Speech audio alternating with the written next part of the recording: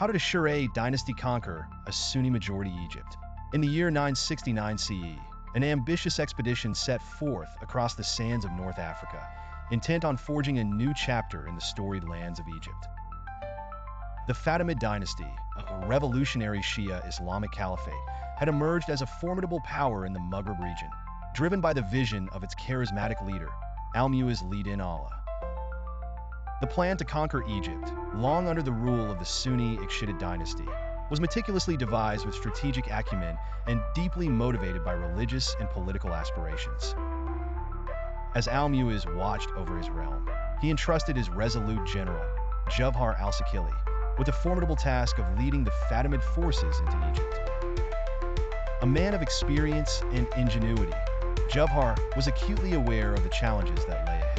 Egypt, with its illustrious cities and fertile lands along the Nile, beckoned as a rich prize, but was fiercely guarded by the Ikhshidid army and their mercenaries. The campaign began with swift precision. Were unable to mount a coherent defense against an invader who had meticulously prepared for their vulnerabilities.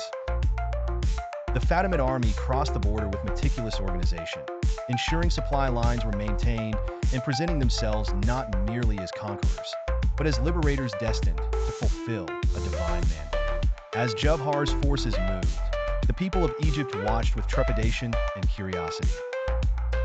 Many were disgruntled with the Ikhshidid tax policies and saw the Fatimid claim of descent from the Prophet's family as both legitimate and hopeful. Despite resistance pockets, Jawhar's army took one city after another with startling efficacy. The decisive moment arrived at Giza, across the Nile from Fustat.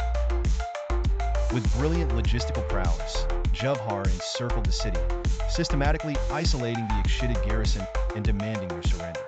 On July 6, 969, Jawhar entered the city of Fustat in a victory procession that was as much a religious proclamation as a military triumph.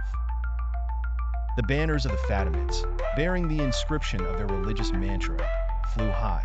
The local populace was treated with unexpected respect, and Jawhar issued a declaration of intentions, emphasizing the Fatimids' desire to rule with justice and to prosper by faithful guidance.